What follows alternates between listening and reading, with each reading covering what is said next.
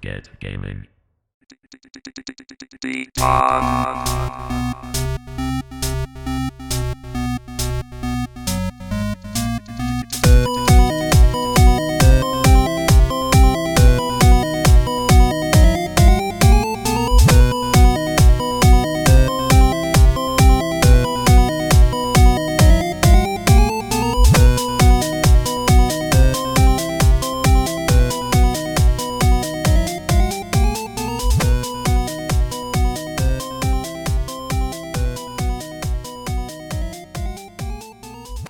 Hello, welcome to the 6th episode of the D-Pod, your directional podcast. This is recorded on the 7th of March, 2016.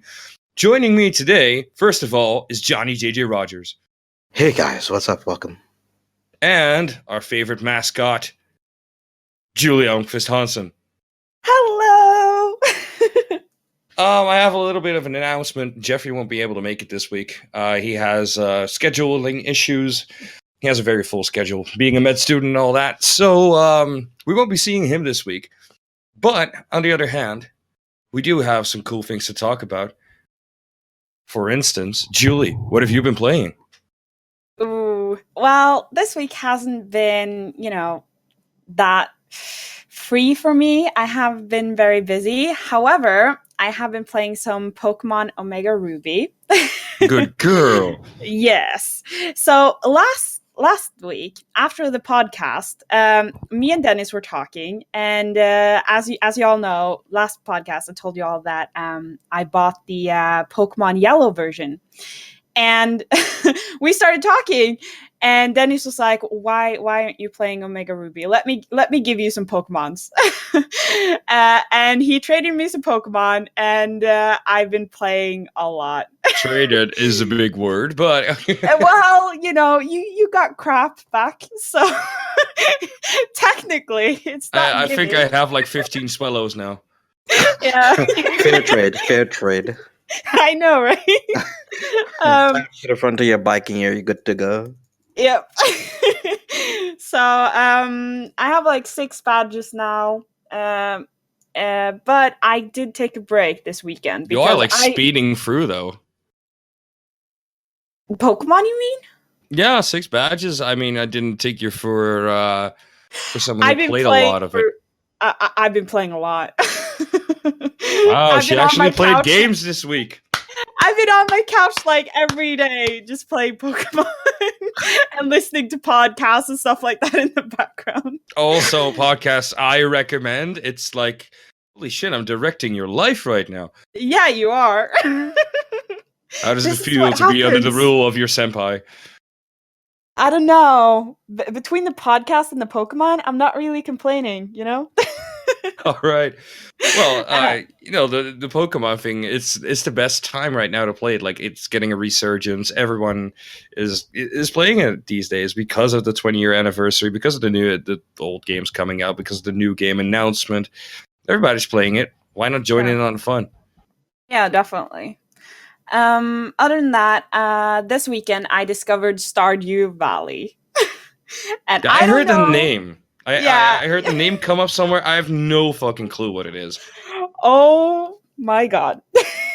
So it's like a country life RPG. Oh like yeah, right. It's like the Harvest Moon kind of thing. Yeah, like a simulating role-play game, right? You have to hug pigs, I believe, right? Or was that Harvest Moon, where you have to hug your pig? No, you don't have to hug your pig. You gotta pet your dog every day, though, or else it gets sad. Oh, no, Stardew Valley doesn't have that. But you do have a cat, which loves you. If you click on it, there's like a huge heart coming above its head. Aw, that's so cute. But basically, yeah, it's just... It's a simulating game of having, a farm in this tiny village. You're growing crops and going around exploring, helping the other people and the town, and selling your goods and all that kind of stuff. And I played it like nonstop for 9 hours yesterday. I woke up in the morning and I was like, you know what? I'm just gonna play it a little bit before I grab breakfast. And 9 hours later, I was tweeting about it. Yeah, I saw that coming by, actually. Yeah. And Jeffrey retweeted me with like one of his friends and was like, you two should get along because he's hooked too. And I was like, you know what? It's been 10 hours now. I need to go grab breakfast. Because it's so addictive. It's so good. Like it's just, and this is one guy that's made this. It's an indie game. You should really try Animal Crossing. If that kind of thing is your thing, well, try Animal Crossing. It's so good. I should. Yeah, but I'd lend you my copy, but you're kind of far away. I can't like frisbee it. No, that would probably not end well. But I'll definitely check it out. So that's basically what I've been playing this week. All right. Well, let's skip over to the next one. What about you, Johnny? Well, unfortunately, I have not been playing too much of anything else other than League in my free time. A little bit. I've been playing a little bit of Smash, Mortal Kombat, and some Street Fighter 5. But that was more or less for research rather than for fun. If that That's a makes lot any of sense. punching and kicking, though. Yeah, that is a whole lot of punching and kicking. A little bit of saltiness, a whole lot of flaming. But all in all, it was kind of fun. What did you think about Street Fighter 5?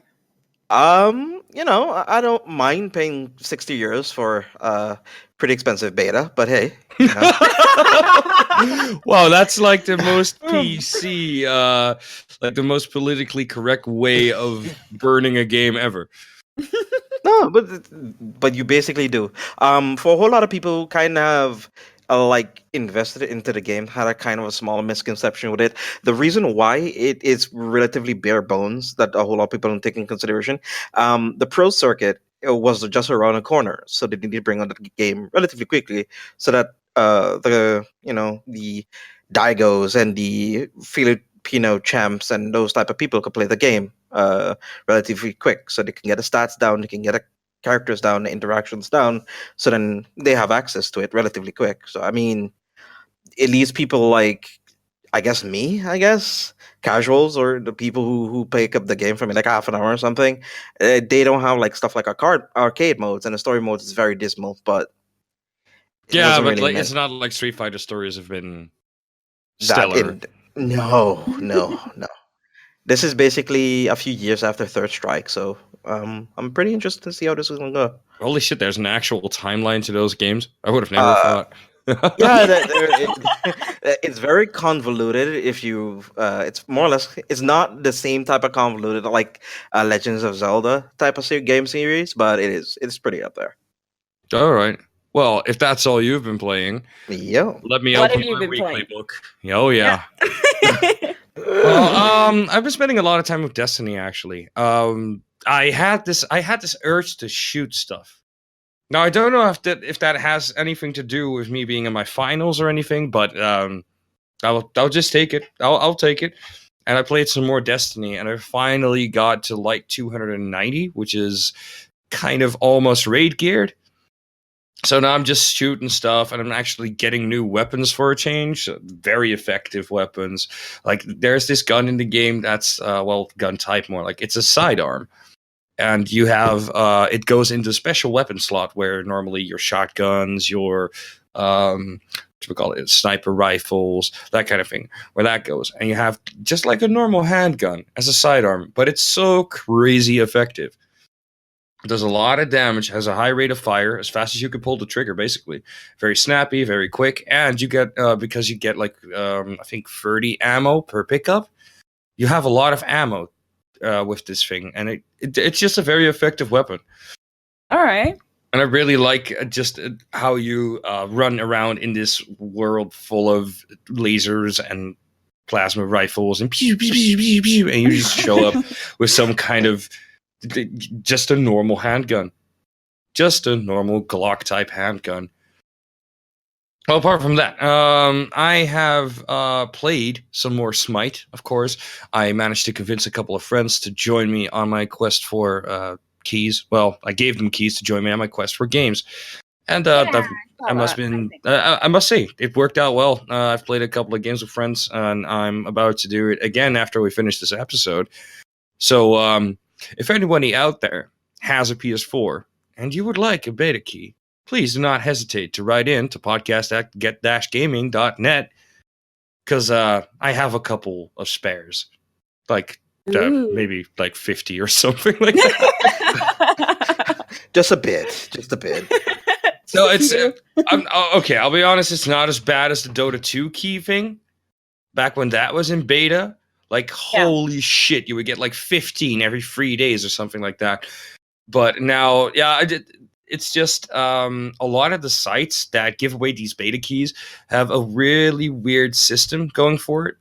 So you can claim a new key like every couple of hours instead of just once.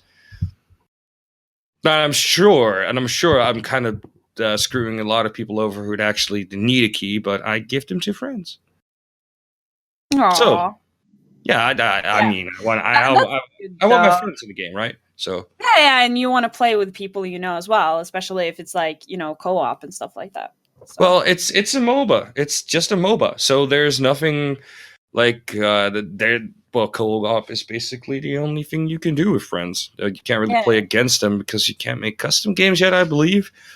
But there's this one thing I've been waiting for. When it comes to the beta version, there's this thing they did with the Xbox One version where you get the chance to merge your account, basically.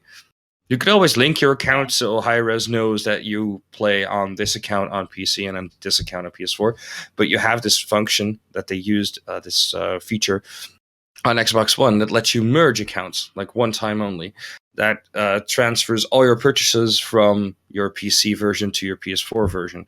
So I purchased the Ultimate God Pack like a while ago on PC, and I'm waiting for them to implement the feature. From what the devs say, they're in the final stages of approval from Sony. As soon as they get that going, I'll be playing it a lot more because I'll have all the champs to ever be released.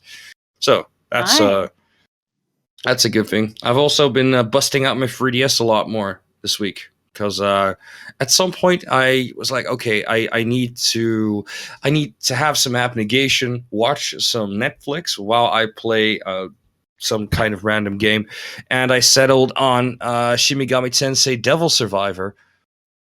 Right. Yeah, well, the overclocked version, that is. It's the 3DS remake of a DS game. It's pretty good when it comes to narrative. It's also great when it comes to gameplay. It still looks like a DS game, though. There's no 3D in it, except for small 5-second cutscenes. And they don't use the top screen all that much. Like, if you've ever played any of the Shin Megami Tensei spin-off games, it's a strategy RPG. You walk around on this grid-based board, basically, and there's monsters demons actually, on the field that you engage in battles with. So what you do is you press attack, and you go into a 1 to 2 turn mini JRPG battle, 3 versus 3. You and your 2 demons versus 3 demons, and it's ball-breakingly hard. I'm serious. This game is so fucking hard. I have no problem grinding. I have no problem with strategy games because I'm actually quite good at them. But this game is just so freaking hard. It's so hard to you have to grind basically, but there's not a lot of grinding missions. And even if you're over leveled for your current state in the game, then a boss shows up and is like 10 levels higher than you and has 2 teams with him that are also 10 levels higher than you. It's I've been stuck on this one battle for so long, trying to get this battle between 2 other demon summoners and me going, but I just can't get past it. I managed to get a lucky break every once in a while, but then I still get killed by the last one all the damn time. So yeah, and apart from that, I've also played Shin Megami Tensei 4, which is more of a JRPG kind of thing. Still has the mini JRPG battles. Well, not really mini, actually. It's just JRPG battles, 3 versus 3. Very good narrative, very good atmosphere as well. Post-apocalyptic dystopian Tokyo, basically. It's very nice, and it plays like a charm. If you have a 3DS, it's like a must-have. The game is all like permanently under $15. It's €12, I believe. I bought it for 12. Cheap. Yeah, and it's a huge game. It's like it's crazy huge. And it's also, this game actually has difficulty settings, so it's not as, it can get a lot easier than overclock, but on normal difficulty, it's still pretty tough, so you're going to get a lot of time out of that. Yeah, definitely. Or from that, let's see, I've been playing more Pokemon as well, as you guys might have heard. Which Pokemon game? I have Omega Ruby, you know this, I told you. Yeah, but I mean, you could have had more and you were playing something else. No, my previous Pokemon game was X, and I had to get rid of that, sadly. Right. When I traded in my my OG 3DS for my new 3DS, they wanted me to include a game, and me and my stupid head didn't give Animal Crossing or anything. No, I gave Pokemon because I was like, oh, I have Omega Ruby anyway, not thinking. So all the Pokemon you probably trained, and no! I transferred those over. Trust me, I transferred those over as soon as I got Omega Ruby. I got a friend of Pokemon back when I didn't have it back then. He's like, yeah, sure, use it, and I like transferred everything over because I basically had. I think I had like one muck left or something. But yeah, that's about it. But I kind of miss going back to Kalos because, to be honest, I like that game a lot more than I like Omega Ruby. And you know what they're gonna have there now? That lonely muck man. The lonely muck man. The lonely muck that you didn't trade over. That poor guy who bought that game and was like, well... I got a muck, guys. Yeah, I can kind of imagine him going like, "Holy shit! I can't wait to see what kind of team he left behind." I was like, it's come spelled backwards. Oh, poor kid. Well, to be honest, it's probably not the kid buying the game. Probably people my age, actually, college-age people. Let's be honest here, especially with the 20-year anniversary. All these like people from that got like into it back when the first games came out. They're now just getting back into it. A lot of them even have 3DSs. I've seen a lot of people like in my personal circles going like, "Holy shit, I should pick this shit up again." Yeah, true. But yeah. Apart from that, let's see what else. Is there anything else? Yes, I've played Majora's Mask 3D on 3DS as well. Ooh. Is the targeting system changed actually on that game? Targeting system, as in? There was like in the old Majora's Mask, they had a lot of people. I think for 64, how a lot of people had issues with the targeting system in that game, or how the camera used to pan across the screen, or the camera angles were just very off. Did they fix any of those type of issues? First of all, you have the free camera now. Oh, that is so sick. You have because of the, especially with the new 3DS, it's like a charm. It works like a charm. You use the C stick to move the camera, but there is indeed like of course there's targeting involved as well, and the targeting itself works fine. The only thing I have a complaint about, there's a lot of enemies that for instance, like steal your sword or your shield. There's just now I got jumped by a bird who stole my sword and then flew way up high, and I had a chance. I had like a time frame to shoot it back down, but the camera wouldn't lock on for some reason because it was like straight, like on top of me almost. So there is still some issues, but I guess that's kind of to be expected when you have like a targeting system in a game like that. True. And I think it's only happened to me one time, and I couldn't get my sword back, so I just reloaded my save because fuck it. Basically, you have to go back home and figure out, like, Link, yes, Mom, where's your sword? But it's Majora's Mask, right? So there's not really a sense of community. Link's all alone in the world. Especially if you hear about Link. And you lost him his sword. What's wrong with you? Yeah, reloaded his save. He doesn't remember a thing. I'm fucking loading that bitch with rubies. Like seriously, I have like over 700 rupees in my bag. It's more than a guy can ever spend. I bought all the freaking maps. Trust me, he's fine. He's fine. He has a sugar daddy, okay? He's he can rich, afford fine. he can afford to lose one sword. All right. Well, I think that's close to all I've been playing. I guess actually, I've played like maybe 2 hours more of Far Cry Primal. I kind of regret buying it. It's Oh, From you were so hyped about it last week. What Exactly. happened? total contrast the of that. the game kind of it kind of lost its luster after I caught my first bear. Because that was basically all I wanted to do, and I well, not all I wanted to do, but it was the biggest like milestone I had set for myself. Was like I want to get a goddamn bear. And I got my bear. I played around with him for like 2 hours, and that's So basically, after turning into a 2016 version of Beastmaster, you basically said, you know what? No. Yeah, This has been good. if you want to borrow it, you're welcome to come and borrow it. I'll I keep it in think- mind.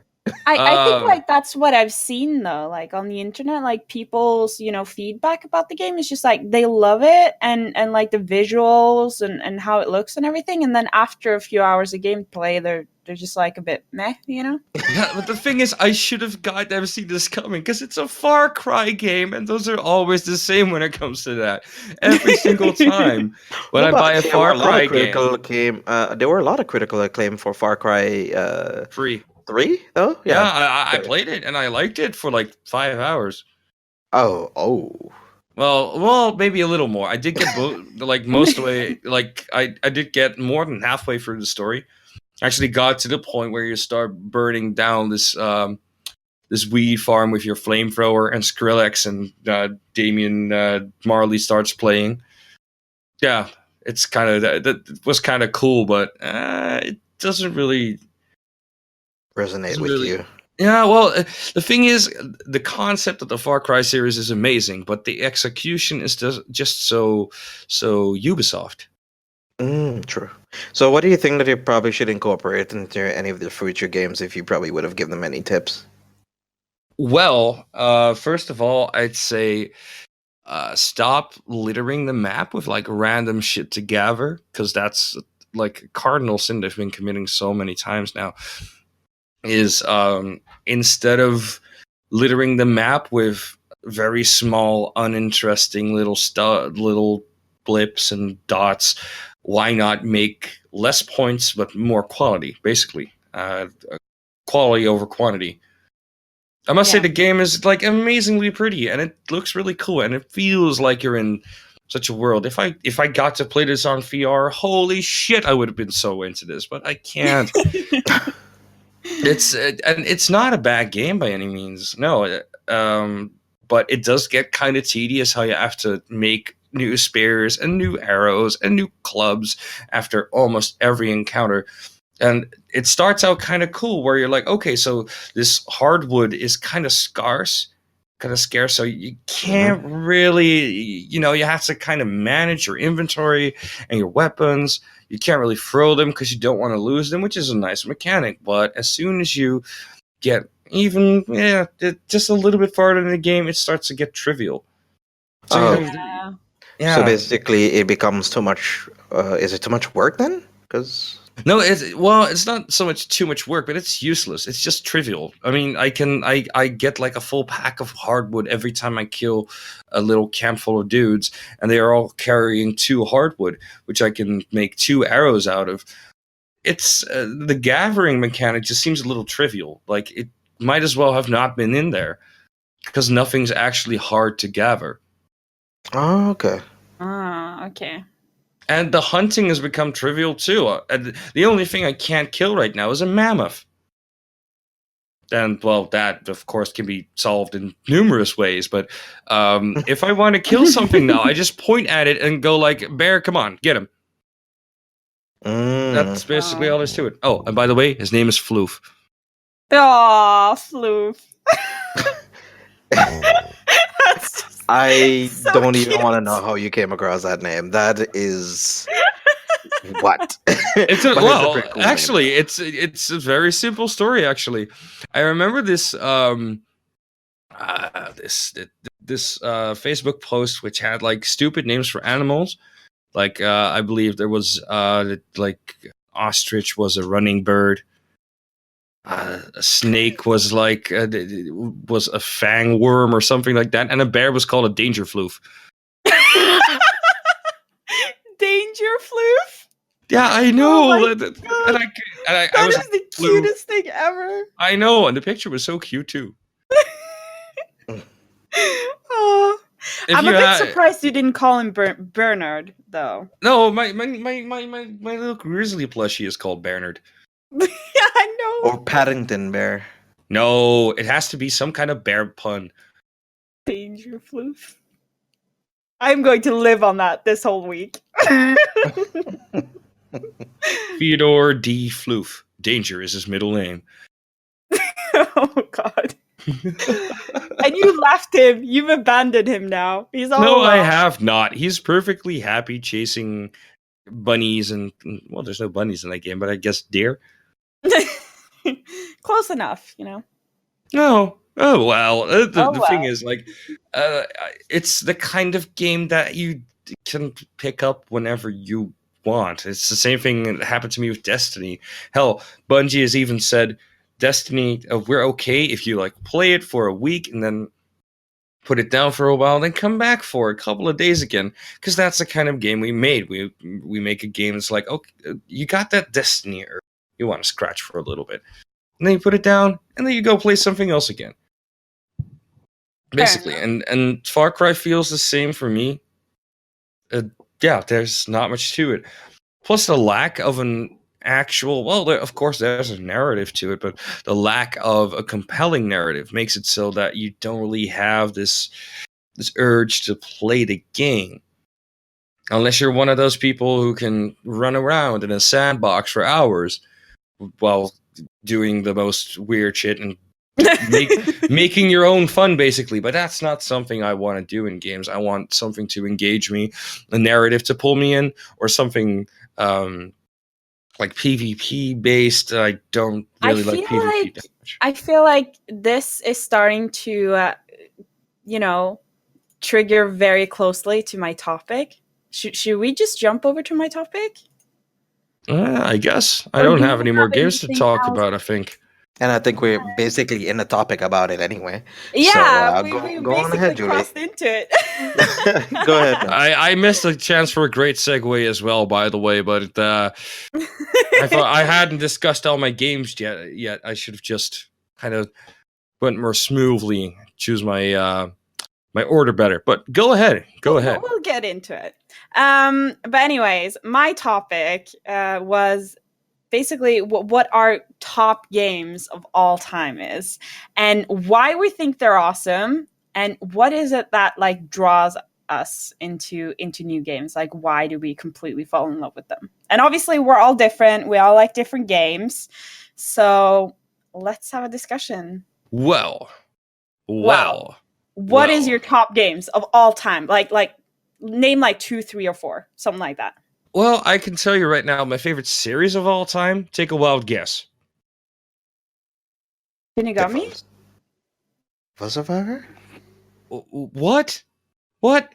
You guys disappoint me. I have a goddamn tattoo on my wrist. I wouldn't. I'm sorry. I haven't met you in real life. I have a special edition PS4. I wouldn't know what it is. I'm sorry. Don't hurt me. Please. Metal Gear fucking Solid, baby. Metal Gear Solid. All right. Metal Gear Solid is my favorite series of all time because it's the right amount of gameplay versus cinematics versus just batshit crazy narrative. It's convoluted in a way that kind of speaks to me, where if you start explaining it to someone who has never played the game, you sound like a raving lunatic. It's very convoluted. It's kind of like a club, basically, where you have this there's this fraternizing between people who've played the game, because only they can understand how stupid and convoluted narrative is. Still good though. And even then, you can hardly understand it. There's like mandatory reading to be done if you really want to get all of the entire saga in your head. But that being said, my absolute favorite game of all time is not a Metal Gear Solid game. Okay, what is it? I've said this before at some point, I believe, but my favorite game of all time is Persona 4 Golden. Why? Because that game made me cry on multiple occasions. Aw. Played in your feels. Oh, not just the feels, like everything. It's widely regarded as the best Vita game out there. So you ever feel like taking the plunge and buying a Vita, get that game. It's on sale all the freaking time. Atlas games are always are on sale often, like in general. Shin Megami Tensei is an Atlas game too, but Persona is a Shin Megami Tensei game, so there you go. But no, it has I'm not to say it has the greatest narrative of all time, but it has the greatest writing in games that I've ever seen. There's this this way of writing that they use that makes you care about the characters. You actually have to choose how you spend every single day in the game, except for, pre-scripted events, but there's not, compared to all the days you get to spend yourself, there's not too much of them.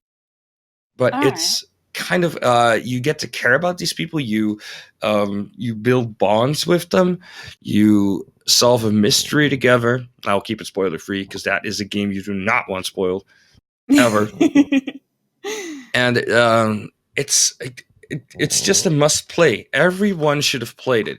If you have an only semi-beefy PC, it doesn't have to be good. It has to be 5 years old. You can still play a PS2 emulator. Go play Persona 4. Even if it's not the golden version, go play Persona 4. If you do have a Vita and do not own Persona 4 Golden, which I cannot see happening ever... Yeah, I just don't. If you're one of the selected few that owns a Vita. If you're one of the dozen people who owns a Vita, and there must be one person in the world who owns a Vita and does not own Persona 4 Golden. But now the thing is, weird. Go get it. it's kind of mandatory reading for the system. Basically, it's one of the killer apps, I'd say. All right. It's just so good. It's so long too, and it has enough incentive for you to do a certain playthrough, and you're like, okay, so I made certain choices in the game that were kind of binary, so now let's go back in a new game plus and experience the story again, maybe from a different perspective, make different choices, build different bonds, and then at some point where you're I've done everything I want to do now, then you can do a run that unlocks everything. There is a way, if you go a very meticulous and methodical way, you can max out every single social link, you can get every single persona, and all in one very easy playthrough, actually, if you follow a guide. All right. So and you platinum it on the way too. So there's it's a game with tremendous replay value. It has great voice acting, great writing. It's more than the sum of its parts. Fair enough. What about you, JJ? You got any favorites? My favorite is Kingdom Hearts franchise. The first one? Basically. Franchise, just the whole franchise. All right. Except for Recoded. Recoded was not my jive. Birth by Sleep is probably the best out of all of them, I think. Birth by Sleep, wasn't that the PSP one? That is the PSP one, where a whole lot of feels happen, and then it becomes a whole so that kind of situation appears. And I will also have to say Persona 3. Persona 3 is great. I agree, but I do think 4 tugs at the heartstrings just a little more. The I team. think I do give you that one. Where the main character, the protagonist, is one of the last, like out of the line of the series in general, where he's more stoic and more silent. He's a silent protagonist, so you won't really get a whole lot of emotions from him. Yeah. Whereas the Persona 4's main character is one of the first out of the Persona franchise to actually have, emotions and insight into a situation, and becomes, feeling in a certain Oh, way. that's what you're saying right now is not really is not 100% true. You are right. However, did you play the portable version of the game? Persona 4 or Persona 3? Persona 4 is the same as like Golden is the portable version, but it's just as added content. Mhm. But the first Persona 3 was a PS2 game. Persona 3 Portable, which is the one I played, came out on PSP. Where they did introduce the female protagonist of the version. That is the portable version. Yeah. And the female protagonist, I actually the first playthrough I did was with the female protagonist, because I played through the first couple of hours on a male protagonist once. And I was like, okay, I want it to be a totally fresh experience, so I get a female protagonist, right? It is an entirely sort of different experience, because It you is. get Social links are very different. Mhm. Even the music is different in the whole game. Like the music is different. Social links are different. You can you get different romance options, of course. But what I kind of wanted to say is the female protagonist in Persona 3 Portable is very, very much a very outgoing and feeling character. Even though the makers have said that the developers have stated that she struggles with self-esteem issues and that she has contemplated suicide before, just like the male protagonist, who is very much like the emo kid. Yep, he is the edgelord. Yes, very much. I do give him that. And by the time at the end of the series, he becomes like, I don't want to die, but I have to go because, my people need me. Hey, Jesus Christ, man. Spoilers. Spoiler alert. No, that is not necessarily a spoiler. Yes, it is a goddamn spoiler. That's the end of the goddamn game. That's such a big spoiler. All right, I'll put it in the show notes. I'll put it in the show notes. We have Persona 3 spoilers. They're at about 37 minutes. The game has been out for nearly 10 years. If somebody has... So what? Like, if you... I mean, this is one of the games that you can never, ever spoil for people. It just ruins the entire experience. How can you even say that, Johnny? You broke him, JJ. That's like one of the few games that does not have an expiry date on spoilers. Those are Danganronpa, Persona, Phoenix Wright. Danganronpa is a jam, though. Yeah, Danganronpa is good. Don't get any more spoilers now. Okay, all right. No, I do agree that Persona 3 was a great experience. But Persona 4 just, I don't know, it's like they learned from their experience in 3 and just kind of they expanded on that. They used their strengths, and I mean, one of the best moments I had with the game was not necessarily when playing the game itself. I had this. I played this game for a while, and I put it down because I just got a Vita, so I had all these games to play. Right, and I was like, okay, I played this game for so long, nonstop. So I'll put it down, and I picked it up again a couple of weeks later when I was still at my then girlfriend's house. I had a great time with the game and was playing it almost nonstop. But then when you get when you like one of the things that happens in the beginning of the game, it's always no spoiler really. You get into the game and you're told, okay, basically you have 1 year in this town called Inaba, and near the end of the game, you know you're gonna have to leave soon, right? So the music gets a little more, a little sad, a little stoic. Well, melancholic is maybe a big word, but it it does get nostalgic, even, gets you thinking back to the entire game. And there was a song that was playing. It's called Snowflakes. It's on the OST, and the golden version includes it to listen to. It's very good, but it's just a very slow and stoic song, and very much focused around people having to say goodbye. And I left my girlfriend's house for that week because I was always there at the weekends, and I got back on Monday mornings, and it was dark outside, and it started snowing, and I heard that song play in my head, and I just felt so incredibly sad for some reason.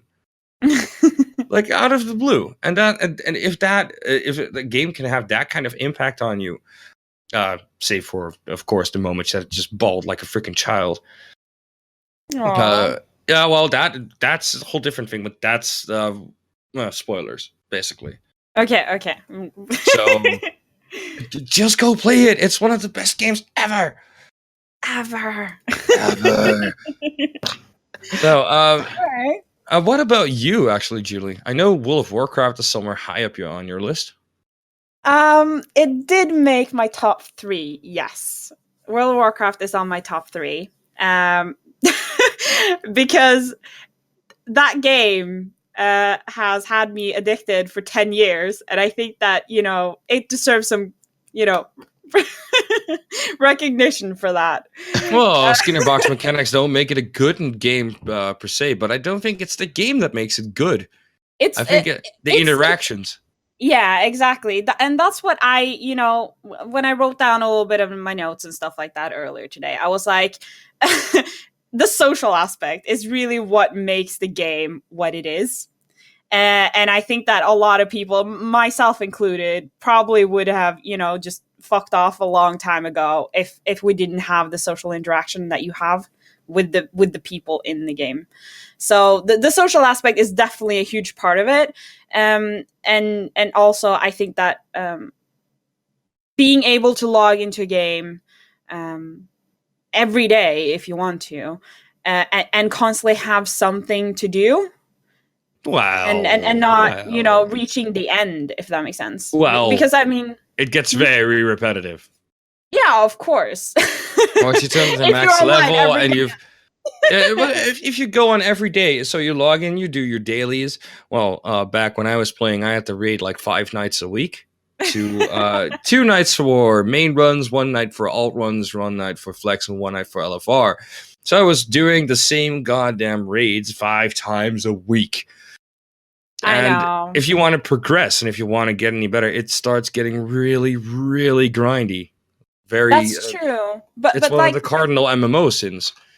But that's where I feel like the social aspect comes in, though, because if you have a social community that you interact with, on a good level in the game, then it opens the door to a lot more than just leveling or just grinding, basically, or doing your daily. Well, yeah, you can RP or I was more like referring to our RP sessions in particular. The back to basics RP sessions were notorious on the server. True. Hey, do you remember when we played hide and seek? Oh yeah, that was. Oh yeah, but that is that safe for work? I guess it is. Fuck it. I need an adult. They just was like, what's going on?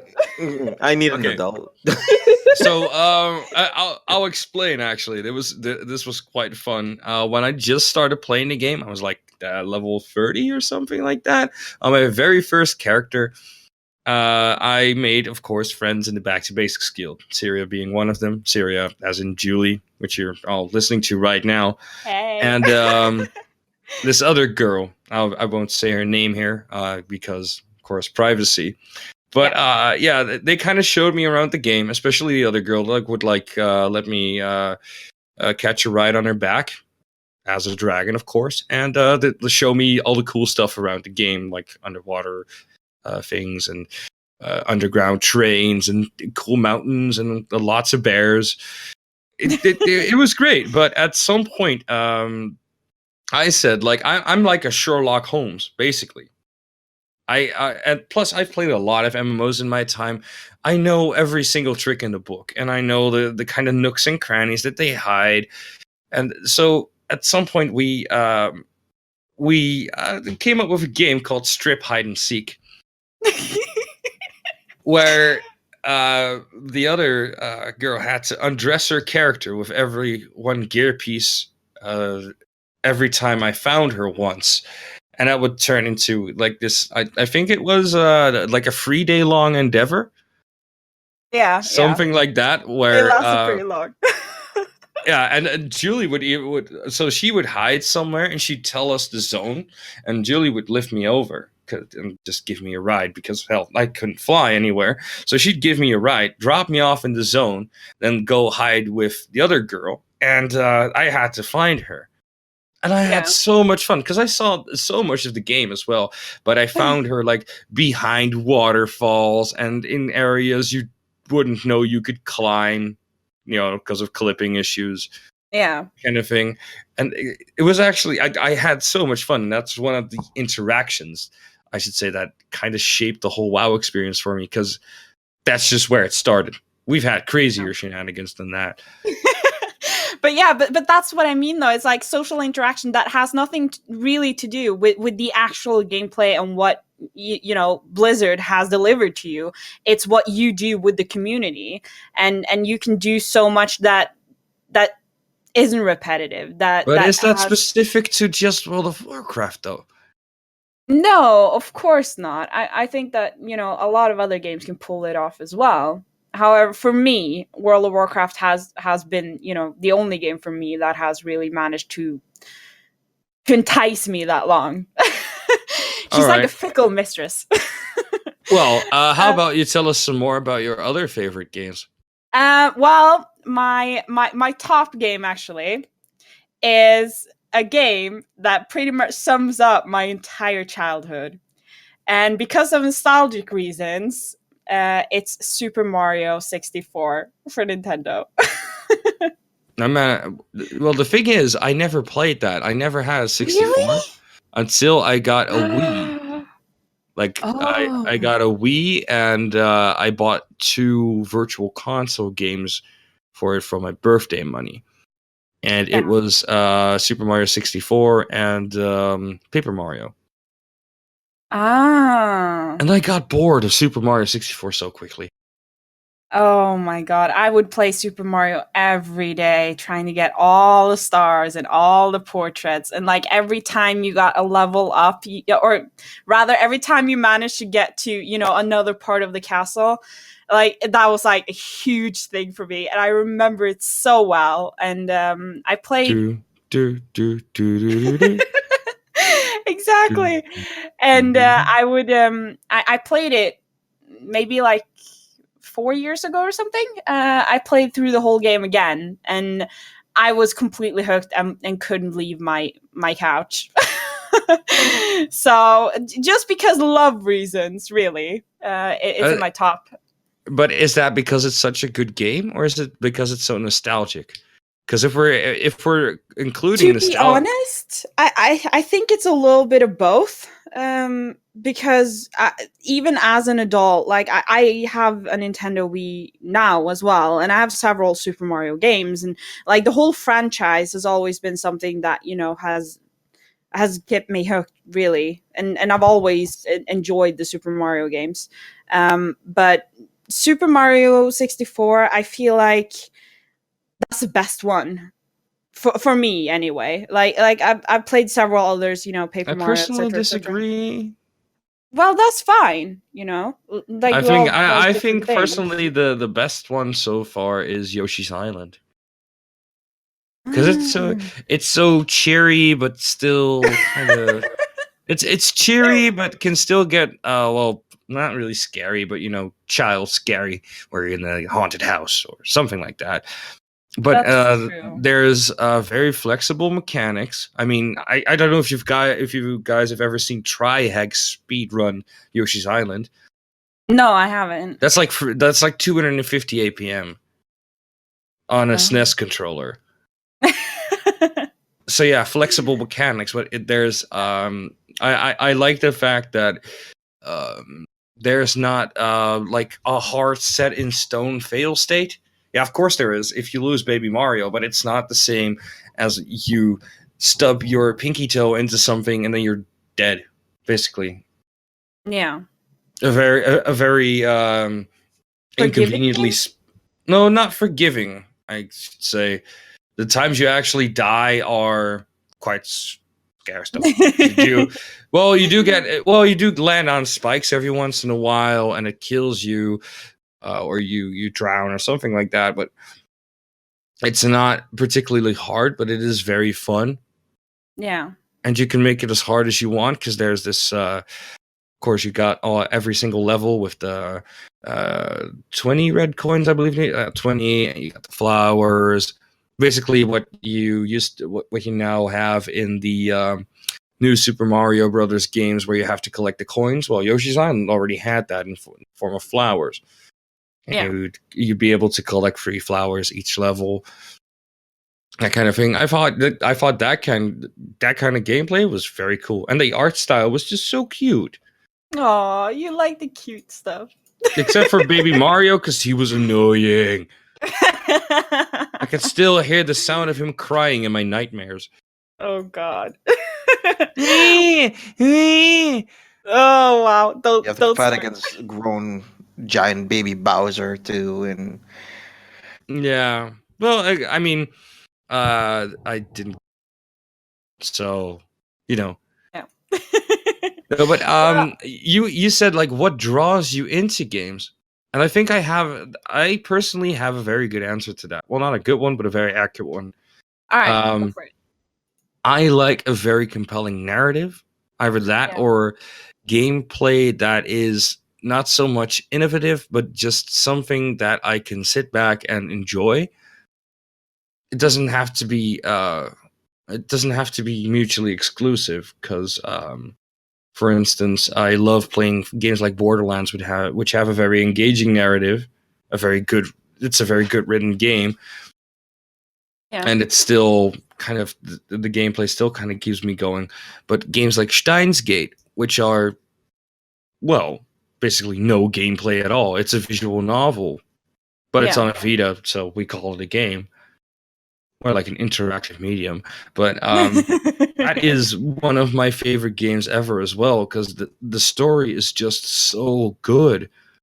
Like, there are not a lot of games that can write a story that well. Yeah, I see what you mean. The last one in my top 3 actually is the BioShock series with Infinite at the top. Why do you? Well, you guys always have series in your top 3. I don't think that counts. Infinite is really where it ends for me. But how do you know? BioShock 3 is in the making. Well, I mean, for now, I haven't played any others than BioShock 1, 2, and Infinite, so I can't tell. But because there are so many more BioShock games apart from that. Name one. No, there aren't any others. Yeah, so how do you know when it ends? That's just wording it so weirdly. Well, if there were to come any others, then I mean, obviously I'll have to revalue what I'm saying. But BioShock Collection, remember? Yeah, exactly. Why couldn't you have just waited to replay them all until that came out? But yeah, Infinite definitely, because of the visuals, like just how it looks to me is amazing, but also because of the storyline, and you know, the little sisters really tug at my heartstrings. So. The little sisters in BioShock Infinite. Wait a minute, what? Not in Infinite, in BioShock 1 and 2. Because you were talking about Infinite, and then all of a sudden you jumped to Little Sisters. I'm like, what? I missed something. No, the visuals in Infinite and the storyline. And all the right. little sisters in 1 and 2. I thought the gameplay for Infinite was actually rubbish, to be honest. Really? Yeah, because it was so repetitive. It wasn't even hard. It was just so repetitive. Every single encounter was basically the same thing. Even the bosses were basically carbon copies of each other. Well, I do agree with you. Like the fighting mechanics were not really that innovative. Let's put it that way. But for me, it was really just about the story, and I guess, I mean, pretty skyboxes too. Yeah. True. Well, no, the thing is, Extra Credits, if you guys know the series on YouTube, has a very video on this where the kind of it's called In Loyalty to the Brand or Franchise, one of those two, and it states that BioShock Infinite is weird in the way that it still has the looting mechanic as a service to the original BioShock games, but it doesn't fit in with Columbia. Because everybody's wealthy, everybody's rich. Like, why would you go scrounging through trash cans when everybody has a packed lunch with them? Basically, in a dystopian post-apocalyptic rapture, sure, that makes sense, but not in Columbia. So it kind of that kind of thing. It's True. I don't know. I don't know what to say. To me, like I know it's flaws, and obviously, like some things have like annoyed me when I played it as well, but it still made my top 3. I can imagine. Mm-hmm. But I see where you're going, though. What about you, Johnny? What draws you into games? I think more or less if it's the artistic representation, if the story like comes across something that I can jive with, I can get behind it. There's oftentimes I do not knock any story or any game once if I've tried it, but it just depends on which game does it. Like I am a person, I wouldn't take my money out to play a FPS. That's No, you're That's a what I- narrative-driven gamer as well, then. yeah, more or less. All right.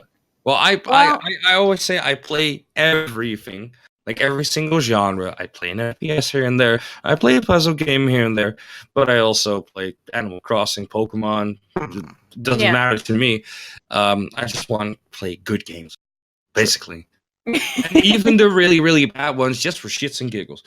Anyway, True. we're gonna continue on to the next subject. Even though I really enjoy talking about this one because I have a lot of favorite fun. games. But Johnny also has a very cool topic for us. A little bit more of a political topic, even. Yeah. So go ahead. It's technically coinciding with the ideology of like games in general. So if most of you viewers, or sorry, not viewers, listeners out there, the ESRB rating system, or like the Entertainment Software Rating Board, assigns age and content ratings for video games and apps, indicating the appropriate age and group content. So it's kind of like they say the T and M ratings, all that type of stuff. You often see at the bottom. That's the Pan American rating something. Yeah. I know. God, I know exactly what it is. It's on the tip of my tongue. I'm gonna ESRB. The Entertainment Software Rating Board. They are in charge of like rating all the games, mobile, console based, everything that is being played. I know, on. but I'm America Game Rating System. I want to know the name now. Video game content. No, ESRB is I don't think Peggy.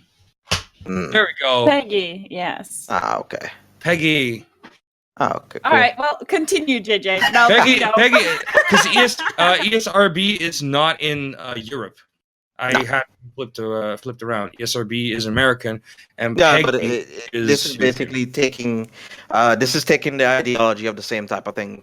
Like for us over here, I guess the rating system is a little more strict, so there oftentimes we don't get games that are. No, it really isn't. Isn't it the other way around, or am I? It's more the other way around. Yeah. So many times, like I see little guys walking into stores and just going out with an 18+ game, like GTA 5 or something, even though it has very, very explicit sexual themes. That is exactly to what my point, what I kind of also wanted to make. Has the ESCB, has the rating, the PEGI rating or the ESCB rating, become a bit outdated? And should it be like a little more strict enforcement? Because when we were growing up, when those type of games came out, like very violent ones and ones that had like M ratings or stuff like that, Mortal we weren't Kombat. exactly. We weren't allowed to touch them. There's oftentimes we had to sneak out into arcades and stuff like that, and or be able to play them in general. It's funny how you say we, because my dad gave me Mortal Kombat when I was a little kid. No, I didn't mean like we in a sense. I mean like some of the your gaming generation. people. Yeah, I know exactly what you mean, but I think actually they should be done away with, because video games are not babysitters. You as a parent should take into consideration what kind of themes are in your games, and you should not let a rating board decide. You should decide what is appropriate for your children. And if you don't want to see them to see anything sex related or sexual themes or whatever, then by all means do away with the age ratings and just give it like content ratings, give it like content warning badges or something like that, like we already have with the PEGI system. So then, like basically, a trailer base or a synopsis is more important. Would be more an important feature rather Yes. than the rating themselves. So some parents are more progressive and some are more conservative. Like there are a lot of parents these days that think like, okay, so why is it okay to show my kid violence, like graphic violence, as in things like God of War, where you rip people's arms off and that kind of thing, but they can't see a titty on TV, that kind of thing. It's kind of as I said, it's up to the parents and it's up to them to decide whether or not a child should is ready for that kind of content. And what my parents always used to say, if it gets too much, there's always the off button. True. Yeah. I completely agree with Dennis, to be honest, because like the PEGI system is better and just like have like warnings basically, but not like have an age limit or whatever. But also it depends on the parents. Like I know parents who couldn't give more of a damn and let their kids couldn't give less. Couldn't give less or more of a damn. And let more or less.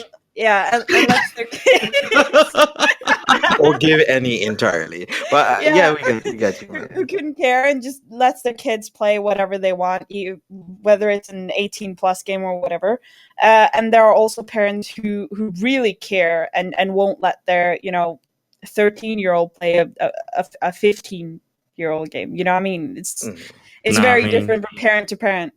Yeah, but it is. It's very different. I know exactly what you're talking about. Like I personally never had my parents restrict me on that kind of thing, and I think I actually turned out for the better from it because I wasn't sheltered or shielded in any way. Yeah, same. If I thought a game was creepy and I had nightmares about it, I just wouldn't play it. It was like, okay, I'm gonna put this down. I'm talking to you. What was the game again? It's creeped me out so much as a kid. I'm not sure. MediEvil on PlayStation 1 creeped me the fuck out. Yes. Really? You too? Yes. You too? I thought it was so scary, but it turned out like when I got older, it turned out that it was just whimsical and very funny and humorous. But it's like creeped a funny me out flash game. so much. I know. Yeah. It creeped me the fuck out when I was a kid too. I know. Like, and it wasn't really the game, it was the cover. That was what did it most for me. Yeah, the cover and I had this demo of it as well. Like I got it with my PlayStation or whatever, and there was like this demo, and I put it in, and there was like this tiny like cinematic part where it was just like, just gameplay basically, Oh my god, and I was so creeped out. It was like a cemetery and zombies. I know. Oh, yeah, that's when you like the guy woke up from the dead and stuff, right? Yeah. Sir, oh god, it was something, Sir. he was like a knight, sir.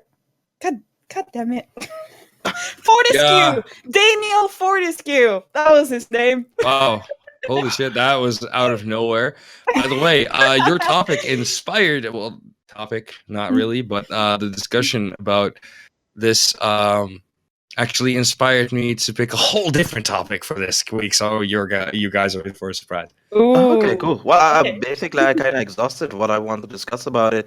I kind of want to give get your opinions on it, like how we Yeah. should be handling the PEGI system or comparison to the SRB, the ESRB, and like should it be more strict? Like, should we like force shops and stuff like that to be a little more strict? When Oh, so- hell no. It's kind of like artistic parents handle freedom, it. I guess. Yeah, I no, mean, Mhm. art galleries aren't censored. Books aren't censored. Well, not really censored, but aren't hidden behind a rating board. Never True. a books, because if you read if you read about something like a sex scene in a book, it's considered tasteful. And They have access to the internet. It's like, come on. That's the true that. funny thing. What I kind of find like coincides with this whole scenario as well is that like children have access to the internet nowadays. There's oftentimes kids that are around like 10 or 9 years old. They know what sex is. They can't pretend. It'll be a little awkward to actually be able to explain it out in the words and stuff, but they've seen. Well, seen- 9 and 10 is maybe a little young. I do like they may kind of know the concept. Yeah, they But to make like an example, to exempli gratia, Mhm. as we would say in Latin. If you ask, ask a 12-year-old boy what brazzers is these days, he's gonna answer. He's gonna have an accurate answer for you. Could probably quote a couple of scenes. Yeah. As opposed to, well, I'm not saying we grew up more sheltered, because I really didn't. I was No. basically You given had the all. porn mags in like the forest and stuff like that on your way to school. Oh, Did you that guys was have actually too? that was before my time, because I didn't really have a Oh. forest on my way to school. But Okay. my dad was an early adopter of most technology things, and I had a PSP, and we were one of the first houses in the neighborhood with wireless internet. But my dad didn't know that there was a web browser on that thing. Oh. Yeah.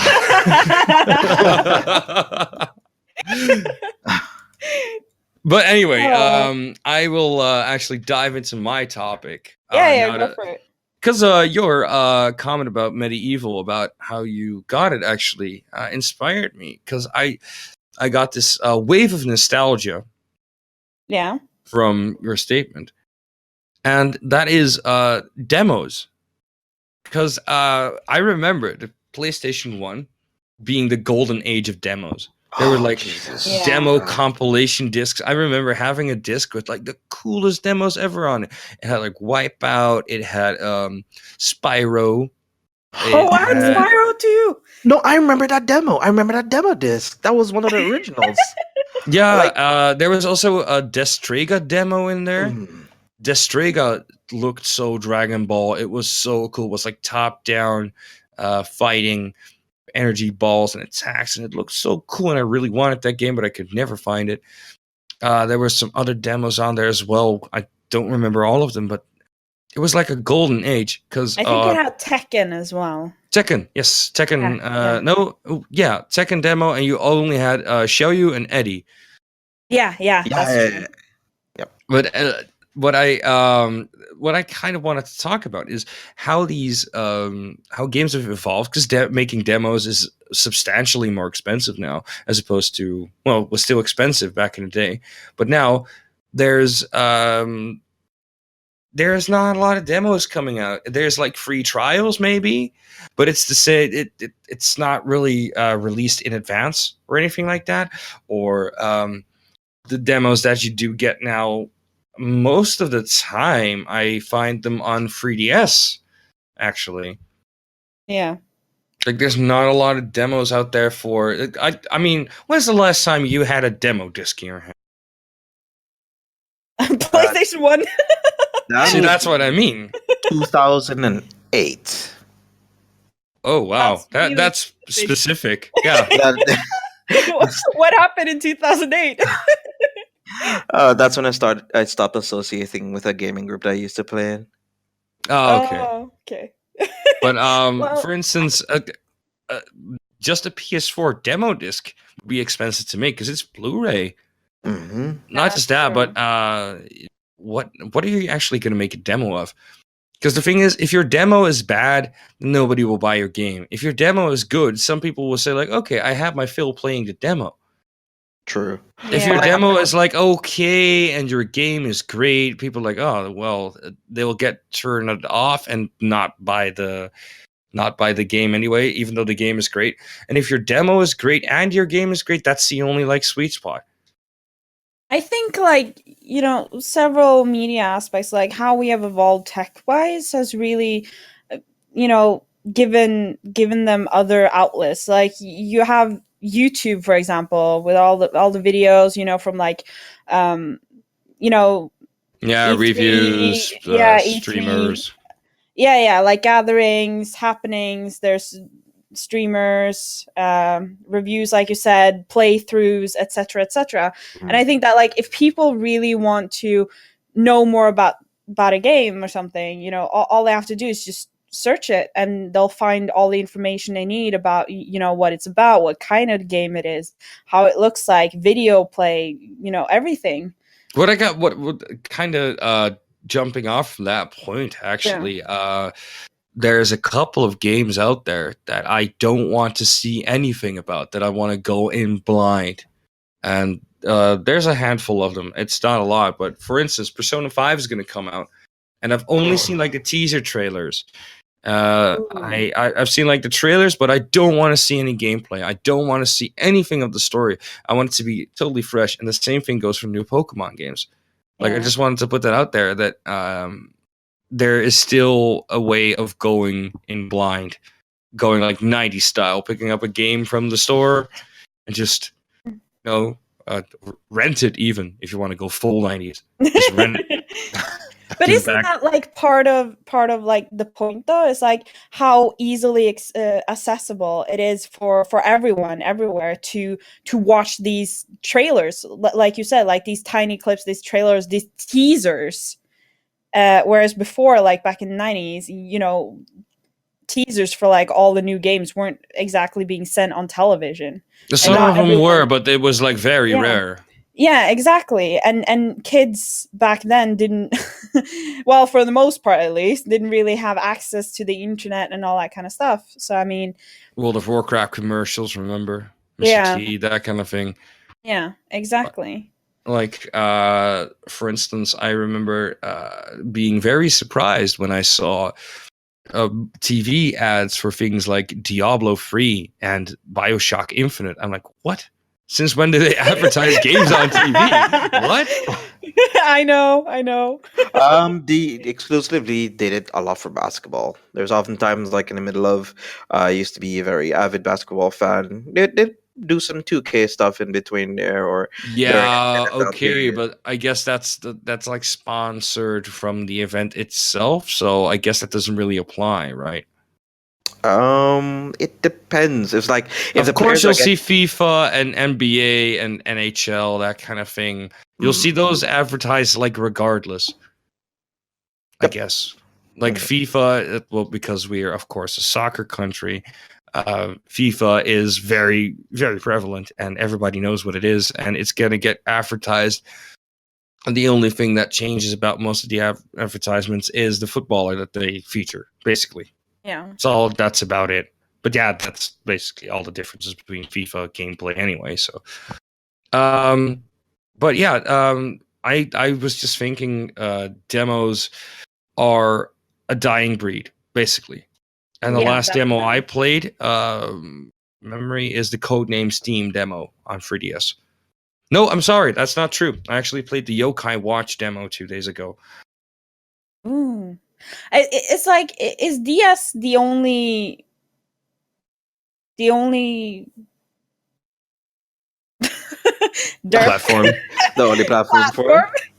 Is DS the only platform that really do demos anymore? There are demos on PS4, and there are demos on Xbox. On Xbox 360 and PS3 as well. But it's more like a server thing nowadays. It's kind of like, oh, you want our game? Well, you could play like a 2 to 20 hours of it. There you go. Have fun. Do you want our game? Well, just buy the rest, and you can have the rest of it. I guess, yeah. Yeah. Instead of going, well, that is something that's kind of cool, right? They're doing that with Hitman. If you want to pay for the whole game, you pay for the whole game. If not, then you pay just $5 and you get the first, like the starter pack, basically. That's a little more. I'm not sure about the exact prices, and I think they changed those prices as well. So I'm not really sure, but that was the plan, at least. They were like, okay, you pay like $5 to $10 for the first couple of chapters, and then we'll add like chapter packs for like $5 a pop, that kind of thing. Yeah. But yeah, the 3DS is one of the last systems I actually tried demos on. Like, I remember being very stoked when I got a demo code for Monster Hunter 4 Ultimate, for instance, because that game wasn't out yet, and I wanted to play it so badly, and I got a demo code. And those were kind of, well, not really rare, but they were kind of hard to come by. And somebody on the internet, like a random stranger, just gave me a code, and I was so fucking happy. Played that demo so much because I had to get my Monster Hunter fix somewhere. But not just that, the Pokemon Omega Ruby and Alpha Sapphire demo, even though very bare bones, was kind of okay. It was also a demo I was kind of hyped for because I wanted to see Hoenn in like 3D. Yeah. But apart from that, I remember being stoked for a demo coming out. No, I think that's really starting to fall out. Yeah. I'd like to see it though, because I love it. I love being stoked for even a demo. Well, unfortunately, those demos and our betas and open betas and alphas, those were...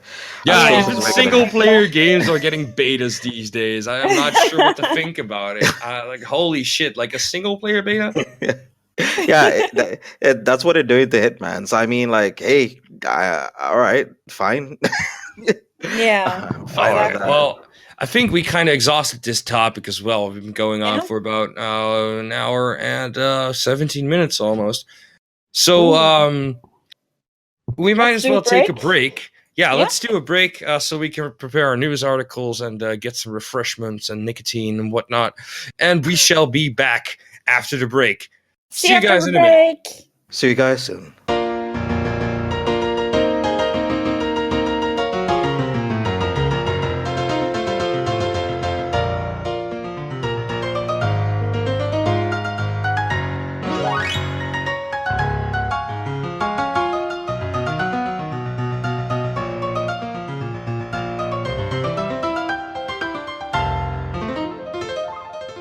Hello, everybody, and welcome back to the D-Pod, your directional podcast. For you, now, we have the new releases for this week. Seeing Jeffrey's not here, I'm going to be reading them all to you.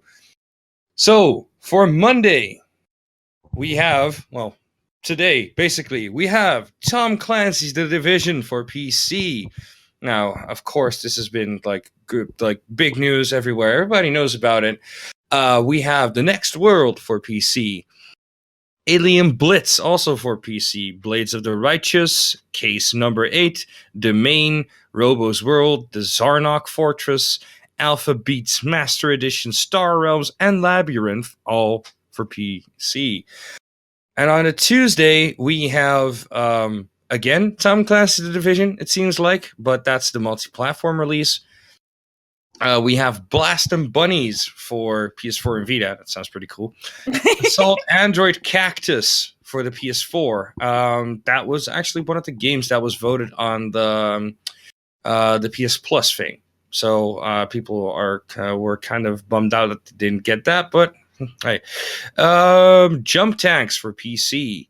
Mind Zero also for PC. Mind Zero is kind of a Persona-esque game, if I believe.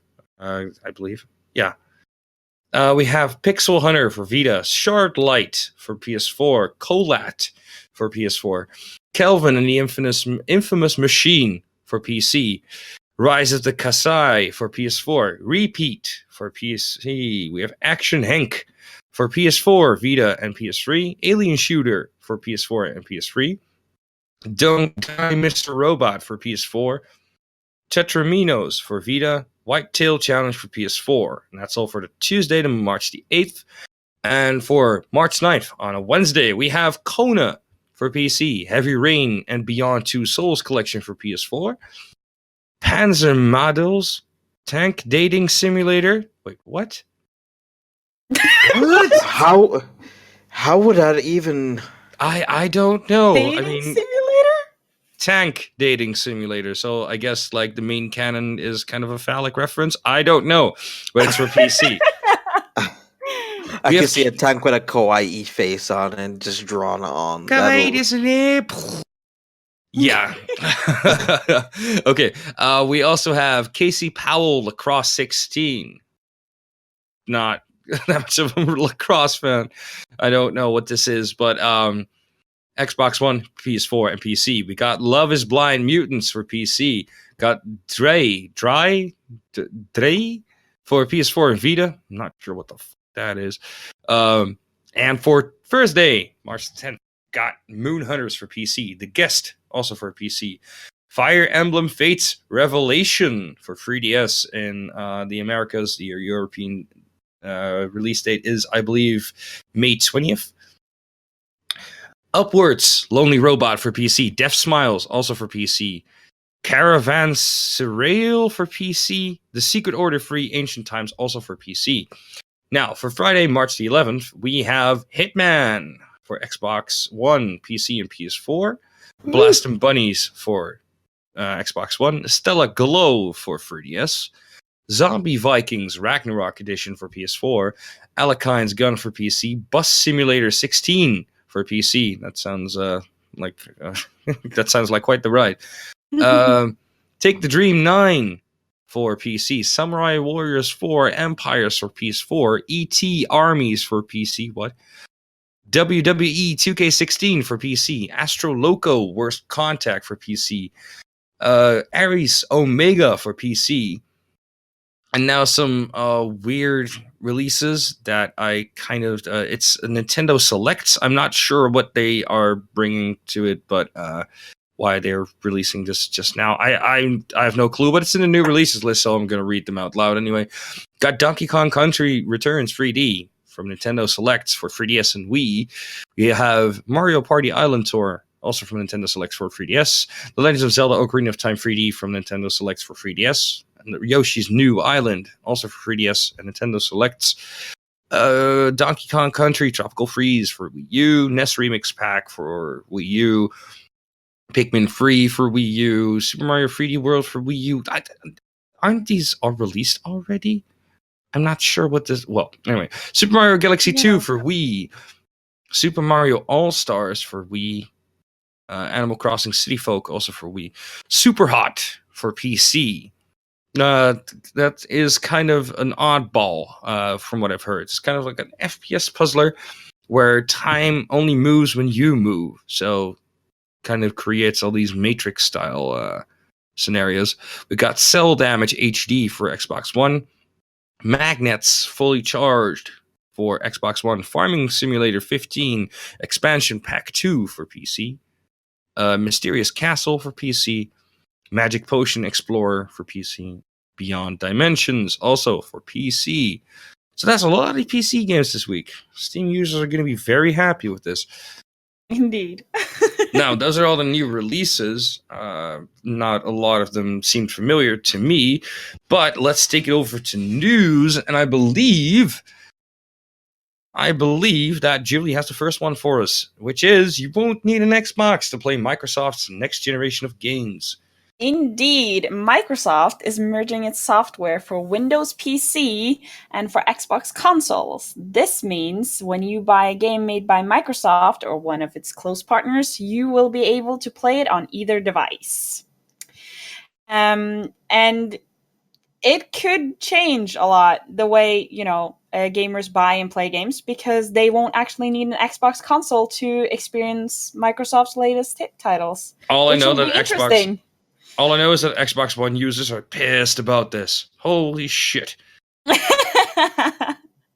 They bought a console, especially for some exclusives, and now, well, they aren't exclusive anymore. So they bought a No. console for fuck all. Exactly. All right. You're welcome. Let's see. The next news article is for Johnny, which is Fable developer Lionhead Studios to shut down. So most of you Fable fans out there who've played some of the more Fable franchises, of course, from the Fabled First Edition all down to now, that is supposed to be the release of Legends. Unfortunately, are in for a very bad back where Lionhead Studios is going to be shutting down. Fortunately, for the people who have signed up for the beta, we'll be getting any refunds for any pre-ordered prices. So Right. you'll be able to still play on the open beta until Wednesday at 3 p.m. on April 13th, 2016. Now that's kind of sad though, because Yeah. Lionhead has been around for a long time, which means we Oh. won't be getting any more Fable, which might be a good thing because Peter Molyneux is just going to promise us lots of things that he can't make true. Anyway, next news article. This is one that goes very close to my heart, and that is Monster Hunter Generations has been announced. It's actually the Western release of what is known as Monster Hunter Cross in Japan. It's been announced for Japan like a very long time back. I think almost a year even. And now it's finally coming to the West under the name Monster Hunter Generations. This has been announced for summer 2016, and it's going to feature all new things like hunting styles and special attacks. But it's going to be a revisiting of previous Monster Hunter locations and monsters, including 4 all new flagship monsters. Now, for all you people out there who are Monster Hunters like I am, do bear in mind that Monster Hunter Generations will not have G rank hunts. It will cap out at high rank. I'm not sure what that's going to mean for a multiplayer experience, but we'll see. Well, this was kind of a slow news week, so that is actually all we have. We don't have that many news articles this week, mostly due to my own fault. My schedule hasn't really allowed me. Plus, there isn't really that much. I mean, I have looked over my normal news repository, and there's not much to be seen. Except for the Lionhead announcement is wow. Yeah, indeed. That's pretty heavy. Yeah. Yeah. You will be missed, Lionhead. Not you, Molyneux, but just Rest in peace. rest in pieces. More like. True. Well, that was actually all we had this week. So, why not do our plugs? You can follow me at Twitter at DVoice_. You can follow me on, let's see, what else do I have? You can add me on PS4 if you want to. That's DVoiceHAX, so DVoiceHAX. Do mention that you're from the podcast. I won't add random people. You can see my streams on twitch.tv/DVoice. You'll mostly see me streaming PS4 games. What about you guys? What are you guys up to on the interwebs? Well, you can contact me at TheCyria on Twitter or TheCyria on Steam. And please tweet me if you want to fangirl squeal a little bit over Stardew Valley, because oh my god, that game. Or trade Pokemon, of course, because trading Pokemon is life. Yes. JJ? You can follow me at Thedangspro and everything else as the Danks Production.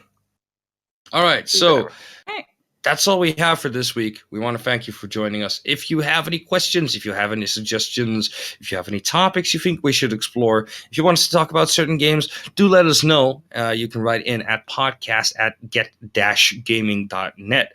So be sure to let your voice be heard, whether it's on Twitter, whether it's through mail, or whether it's through bumping into me on the street. I really don't care. This is all we have for this week. D-Pod out. Bye. Have a great one, guys.